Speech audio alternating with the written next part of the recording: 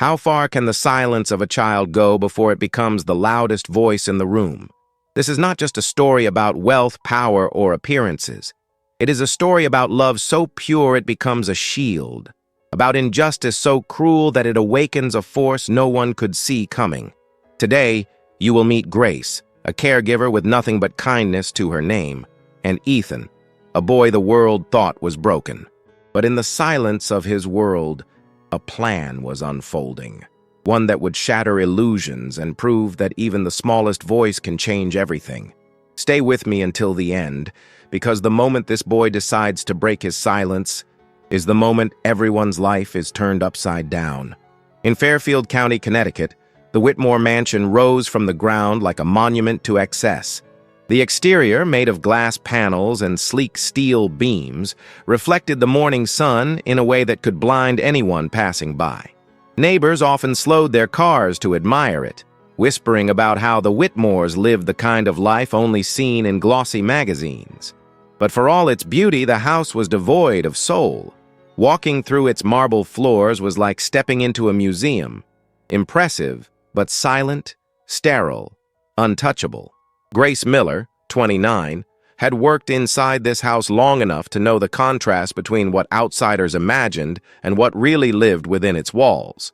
She was hired as a caregiver, someone to manage Ethan, the couple's only child. But her job had long ago transformed into something deeper. To Grace, this mansion was both prison and sanctuary. A prison because of the cold stares and sharp words of her employers, Charles and Victoria. A sanctuary because, hidden away upstairs, there was a boy who gave meaning to every humiliation she endured. Every morning, Grace's heart lifted when she reached the second floor and opened the white wooden door covered with stickers of rockets and stars. Inside was a different world, warm, colorful, alive. 7-year-old Ethan Whitmore sat at his small wooden desk, crayons scattered everywhere. His eyes, wide and expressive, sparkled with a quiet excitement the moment she entered. He never greeted her with words. Ethan didn't speak. His diagnosis was selective mutism, a label that made his parents sigh with embarrassment and frustration. To them, silence was a defect. To Grace, it was just another form of communication, one she had taken the time to learn. That morning, Ethan raised a sheet of paper to her. It was a map, hand-drawn with incredible detail. Curved hallways, a staircase, the outline of rooms, all represented in his small, careful handwriting. It began in his father's office and stretched through the mansion toward the backyard, ending at the giant oak tree near the garden wall. Grace crouched to his level and traced the little dotted path with her finger. "A treasure map?" she asked softly. Ethan nodded, a smile tugging at his lips. When she asked what treasure he imagined, he grabbed a golden crayon and sketched 2 figures, one tall, one small, holding hands beside the chest. Grace felt her chest tighten. He was telling her that they were the treasure. Not the house, not the wealth, not the objects his parents guarded so fiercely. For Ethan, the greatest riches were the hours spent with the one person who truly saw him. It was moments like this that reminded Grace why she endured the disdain of the Whitmores. In Ethan's silence, she found not emptiness, but fullness. His language was one of drawings, Legos, gentle touches, and the occasional tear he didn't let anyone else see. She was his translator, his friend, his anchor, and in return, he gave her something she hadn't felt in years: purpose. Little did she know, this bond, as pure and powerful as it was, would soon be tested in ways that would change both of their lives forever. Leaving Ethan's room always felt like walking through a portal. One moment, Grace was surrounded by colors, laughter without sound, and the pure innocence of a child who trusted her completely. The next, she was stepping into a world of judgment and ice. That morning, Victoria Whitmore was in the living room, standing before a crystal vase filled with flowers. She was tall, elegant, her posture perfectly straight, as if she were permanently posing for a photograph. With a frown, she touched one of the petals, her manicured nail grazing it as though it were contaminated. "Grace," she called, her voice sharp, cold, and controlled. She didn't look up. "I asked for white lilies. These are ivory. Do you have that much trouble following directions?" Grace paused, inhaling slowly. She had chosen the flowers carefully that morning, thinking the soft ivory tone would blend seamlessly with the cream decor of the living room. A mistake of taste, not negligence. But in this house, mistakes were never forgiven. "I apologize, Mrs. Whitmore. It won't happen again," Grace said evenly, careful to keep her voice flat. She had learned that showing emotion only fueled Victoria's contempt. At that moment, Charles entered the room, phone pressed tightly to his ear. His deep voice reverberated through the space as he spoke in the confident tone of a man who had never known what it meant to struggle. Deals, numbers, investments, always his world. He barely acknowledged Grace, brushing past her as though she were no more significant than the furniture. Behind her, Ethan had followed quietly, his small hand clinging to the edge of her shirt. When Charles noticed, his jaw tightened. Without pausing his phone call, he made a quick, dismissive gesture with his hand, commanding them both to leave. No greeting, no smile, not even the acknowledgement of his son's existence. For Charles, Ethan was a blemish, an imperfection money couldn't fix. The less he saw him, the better. Grace felt the sting of that rejection as if it were her own. She gently guided Ethan back upstairs, away from the cold glare of his father. Ethan didn't cry. He never did. Instead, he sat at his desk, pulled out a black crayon, and began drawing with furious strokes. Grace leaned over and saw what he created. 2 towering figures made of icy blocks, and in the corner, a tiny faded figure that seemed almost invisible. She didn't need words to know what it meant. Ethan was telling her how he saw his life, parents made of ice, himself fading into nothingness. Her heart clenched. She placed a steadying hand on his shoulder. For the world, Ethan was mute. For his parents, he was a problem. But for Grace, he was a boy with a voice louder than anyone else's, if only someone cared enough to listen. And though she didn't know it yet, Ethan's silence was more powerful than anyone in this house of glass could possibly imagine. For weeks, Victoria Whitmore had been planning the grand celebration of her husband's 45th birthday. In the exclusive circles of Fairfield County, appearances mattered more than anything, and this party was meant to be the social event of the season. Every detail was curated, the menu catered by a renowned Manhattan chef, the champagne imported from France, and the entertainment booked from a Broadway ensemble. For Victoria, failure was not an option. The mansion, normally so cold, was transformed for the evening. Chandeliers blazed with golden light, the polished floors reflected the shimmer of designer heels, and the air buzzed with the scent of expensive perfume. The garden, decorated with strings of twinkling bulbs, looked like something out of a fairy tale. Guests arrived in sleek black cars, stepping out in gowns and tuxedos that glittered under the night sky. But not every part of the mansion was bathed in glamour. In a quiet corner of the vast library, far away from the music and laughter, Grace had been instructed to keep Ethan occupied and invisible. Those were Victoria's exact words. "We can't have him ruining the night, Grace," she had whispered with a smile so sharp it cut. "Just make sure he stays out of sight."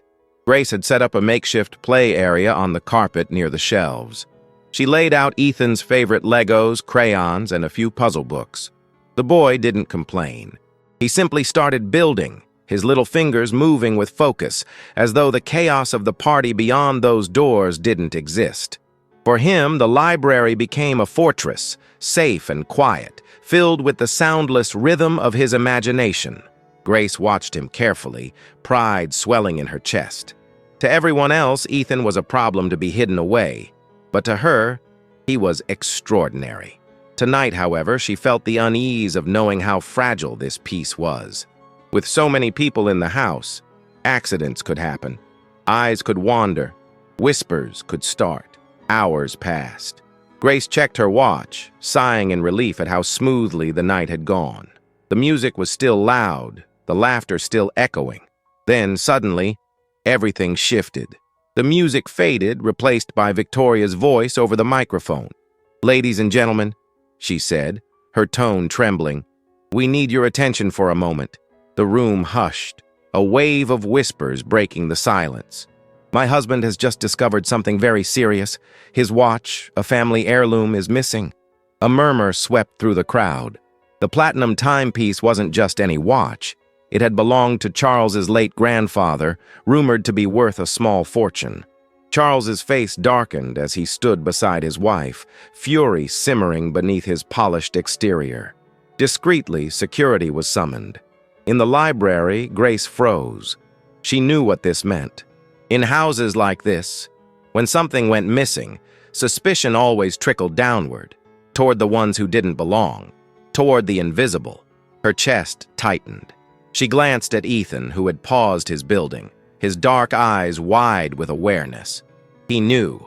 He understood far more than anyone gave him credit for. The night of appearances was about to collapse, and Grace was about to find herself in the middle of it. It didn't take long.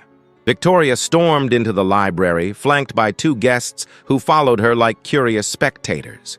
Her smile was gone, replaced by a mask of controlled rage.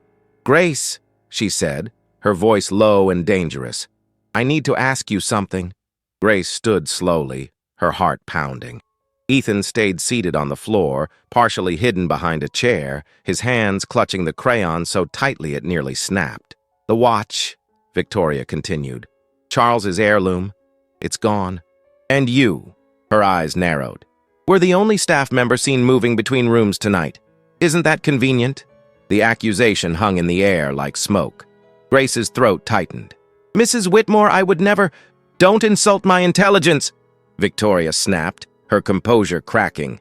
"Do you know how much that watch is worth? Enough to solve all your little problems, isn't it?" Humiliation burned Grace's cheeks. She had no words, no defense that could counter the power imbalance in the room. Her voice trembled anyway. "I've been here with Ethan the entire evening. I haven't left his side." Victoria crossed her arms. "How convenient. No witnesses, just your word. Tell me, Grace, who do you think they'll believe? You or me?" The two guests behind her exchanged glances, whispering. Grace felt her stomach twist. It was happening, her reputation being dismantled piece by piece, publicly, ruthlessly.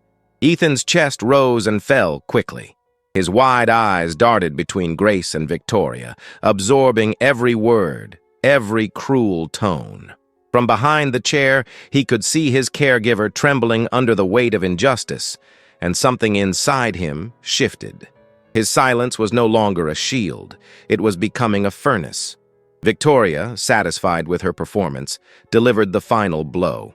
"You should understand the position you've put yourself in. If the watch doesn't reappear, the police will be called." "Do you really want that?"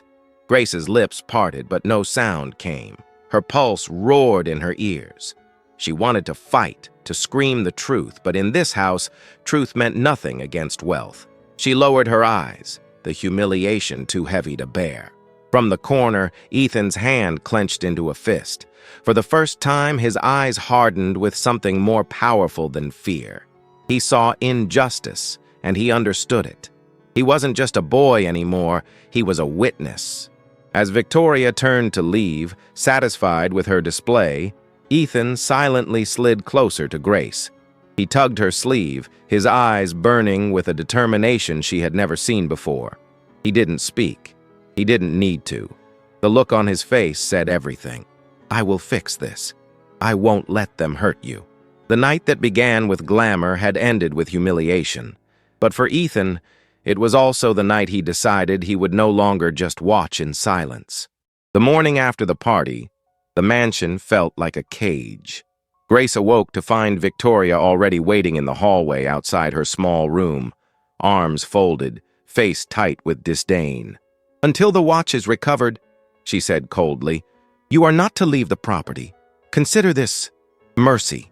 If we wanted, we could already have the police here." The words cut deeper than any lock could.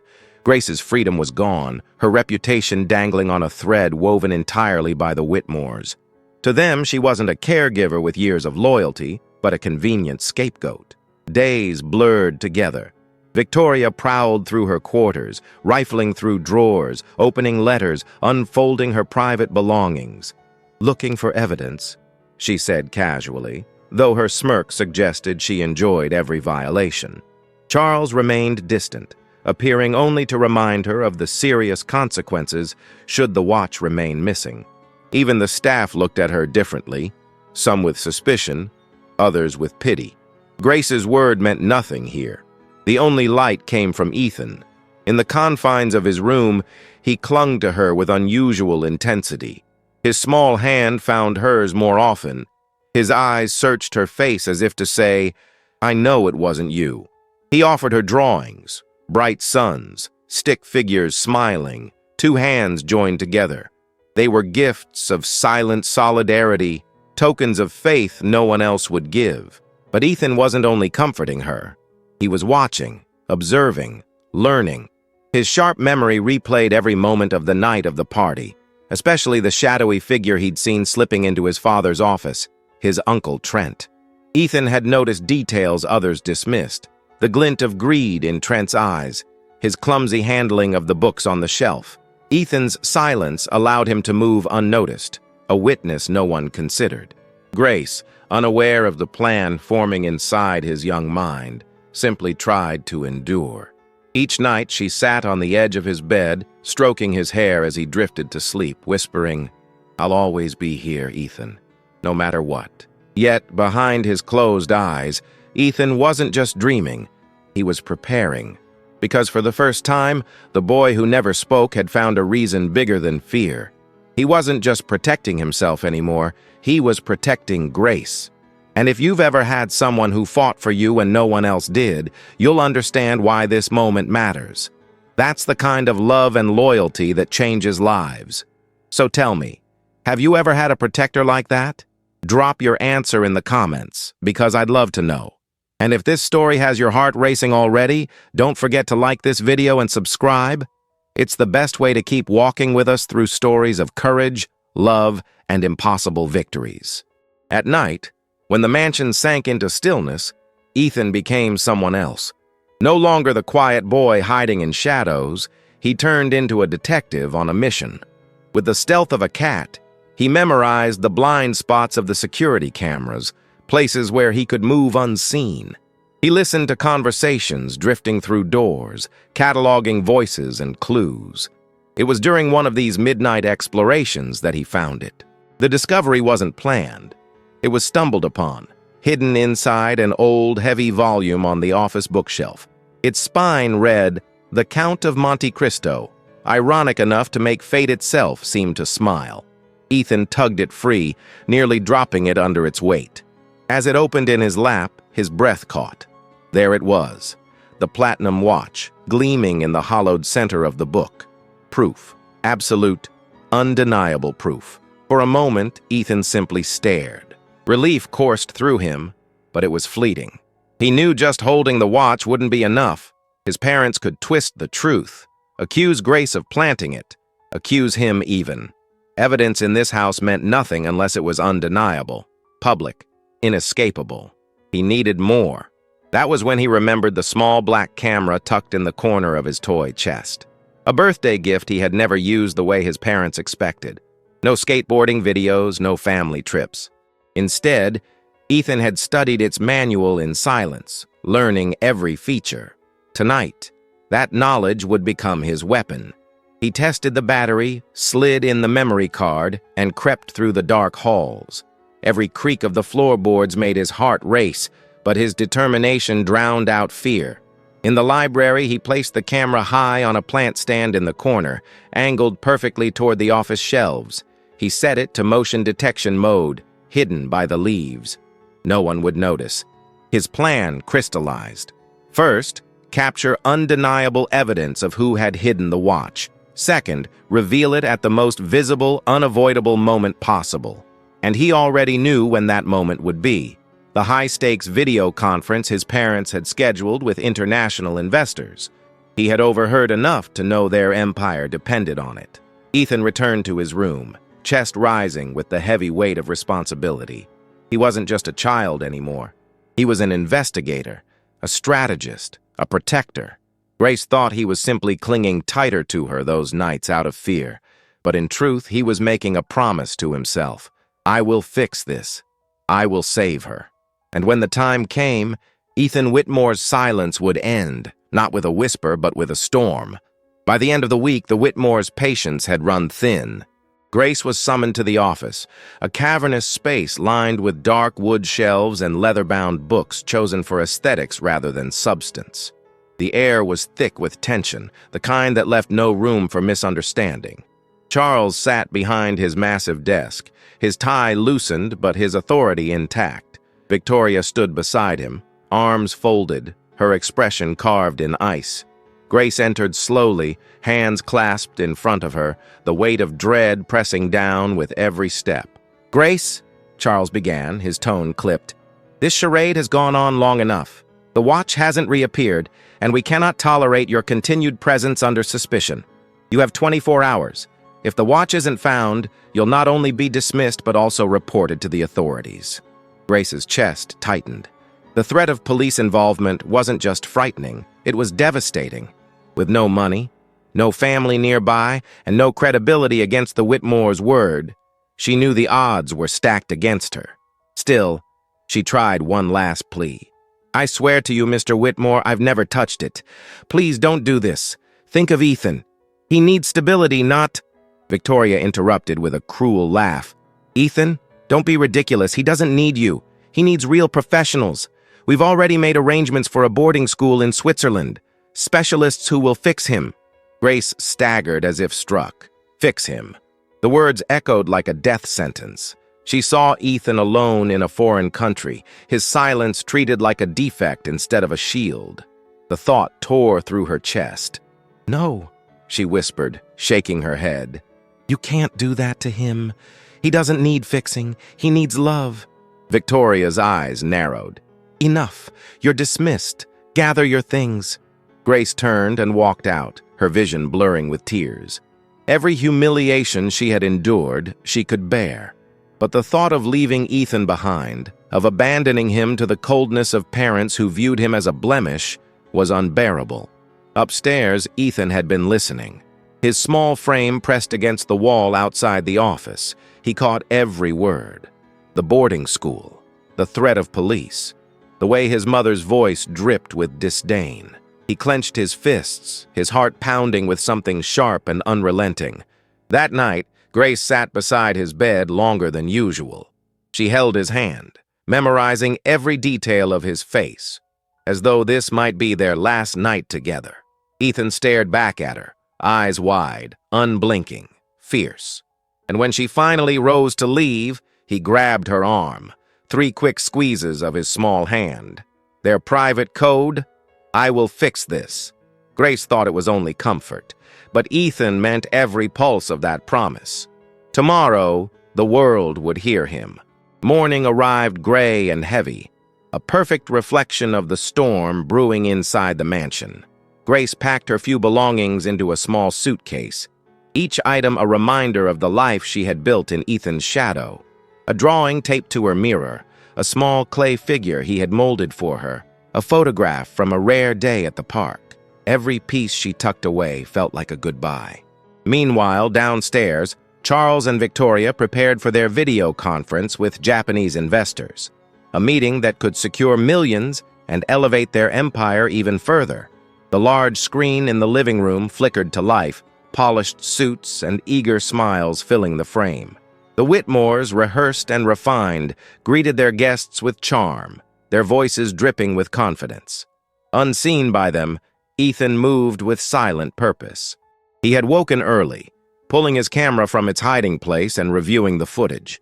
It was there, grainy but undeniable. His Uncle Trent slipping into the office, lifting the watch, and hiding it inside the Count of Monte Cristo. Proof. The kind of proof no adult could twist. Clutching his tablet, Ethan crept to the edge of the grand living room. His parents were deep into their presentation, their polished words a mask for the rot beneath. Numbers, projections, branding strategies, all spoken with the fluency of people who had never known struggle. To the investors, they were the perfect power couple. To Ethan, they were strangers who had failed him. He stepped forward. At first, no one noticed. Then Victoria's eyes caught him, and her smile faltered. "Ethan," she hissed, her voice dangerously controlled. "Go upstairs. Now." Charles waved a dismissive hand, his expression rigid. "Not now, son." But Ethan didn't stop. His steps were steady, deliberate. For the first time, he wasn't invisible. He walked straight across the camera's frame, his small figure interrupting the carefully staged background. On the screen, the investors leaned closer, curiosity flickering in their eyes. Grace, suitcase in hand, froze in the hallway as she saw him. Something in his posture, tall, unyielding, made her heart pound. This wasn't the Ethan she tucked in at night. This was someone else entirely. He reached the bookcase, his fingers brushing the spine of the Count of Monte Cristo. In one swift motion, he pulled it down, turned it over, and let the watch fall onto the polished table with a heavy metallic clang. Gasps rippled through the room and across the video call. Before anyone could react, Ethan set his tablet on the table, the screen facing the camera. With a few quick taps, the video began to play. There was Trent, caught in black and white, sliding the watch into the hollowed book. The truth, undeniable, broadcast live to an international audience. The Whitmore's perfect facade shattered in an instant, and Ethan hadn't said a single word yet. The silence that followed the video was heavier than any scream. On the giant screen, the Japanese investors sat frozen, their polite smiles replaced with shock. The recording played again, Trent shifting nervously, sliding the platinum watch into the hollow of the Count of Monte Cristo. Every detail was clear, undeniable. Victoria gasped, her hand flying to her mouth. Charles slumped back in his chair, his face pale, his polished composure unraveling. For years, they had built their lives on appearances, wealth, charm, power. And in a matter of seconds, their own son had dismantled it with one recording. "Turn that off!" Victoria snapped, lunging toward the tablet. But Ethan stepped between her and the device, small yet immovable. His dark eyes locked onto hers with a force that startled her into stopping. For once, she couldn't treat him as invisible. The investors on screen began murmuring among themselves. One of them finally leaned forward, voice edged with disappointment. "Mr. and Mrs. Whitmore, it seems your household has bigger issues than you admitted." His words were a polite blade cutting through their last defenses. Grace, standing in the hallway clutching her suitcase, had tears streaming down her face. She saw Ethan, no longer the quiet boy in her care, but a fighter, a protector.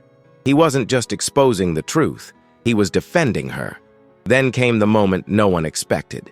Ethan turned to his parents. Slowly, deliberately, he opened his mouth. His voice, unused for years, carried like a bell across the cavernous room. Clear, strong, undeniable. "Grace stays!" Just 2 words, but they detonated like dynamite. Victoria staggered backward, nearly collapsing into the chair. Charles covered his face with his hands, the weight of failure crushing him. Grace dropped her suitcase, her knees weak. She had dreamed of hearing his voice, but never like this. Not in an act of war, but in an act of love. On the screen, one of the investors adjusted his glasses.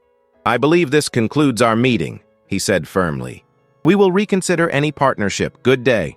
And with that, the call ended. The Whitmore's empire crumbled in silence, undone not by competitors or markets, but by their own child, the one they had dismissed as broken. Ethan had chosen the moment of his first words carefully. They weren't for himself, they were for Grace. And in that choice, he proved that love could be louder than silence, and justice stronger than wealth. The days that followed felt like stepping into a new world. Charles and Victoria, stripped of their flawless facade, were forced to confront the truth. Their empire had taken a blow. Whispers of scandal spread among their social circle. But the greatest wound was personal, the betrayal of their own son, not through rebellion, but through a mirror held up to their cruelty. At first, they tried to justify themselves, to excuse what had happened as a misunderstanding. But there was no escaping the weight of Ethan's words, or the clarity of the video he had shown. Every excuse crumbled under the reality that their son had spoken not just with his voice, but with his courage. For Grace, everything changed. Charles and Victoria came to her not with orders, but with apologies. Halting, awkward, desperate. They begged her to stay, not as an employee, but as part of the family. They admitted what they had refused to see. Without her, Ethan had no anchor. And without Ethan, their world meant nothing. Grace hesitated. Every wound, every humiliation still burned inside her. But then she looked at Ethan, who clung to her hand as though afraid she might disappear. His eyes, wide and steady, told her what words couldn't. She wasn't just his caregiver, she was his home, and she couldn't abandon him now. So she stayed. Not for the Whitmores, for Ethan. Slowly, painfully, the mansion began to change. Conversations replaced silence. Laughter, once foreign, began to echo in the halls. Ethan, emboldened by the moment he had broken his silence, spoke more, haltingly at first, but with growing confidence. His parents, humbled, began to learn the language Grace had always known: patience, tenderness, listening without judgment. The House of Glass, once a museum, became something else entirely: a home. Grace often thought back to that night. The clang of the watch on the table, the video replaying, Ethan's voice cutting through years of silence. It was the moment everything shifted. She had once believed she was protecting him, but in truth, he had been protecting her all along. Because love, in its purest form, doesn't need to be loud. It doesn't need to shout to be heard. Sometimes it waits in silence, until the exact right moment to speak. And when it does, it changes everything. If Ethan's story touched you, if you believe that love and loyalty can rewrite even the coldest hearts, don't keep it to yourself. Like this video, share it with someone who needs to hear it, and subscribe so you don't miss more stories where the smallest voices carry the greatest power. Because in the end, it isn't wealth or status that defines us. It's who we choose to stand for when no one else will.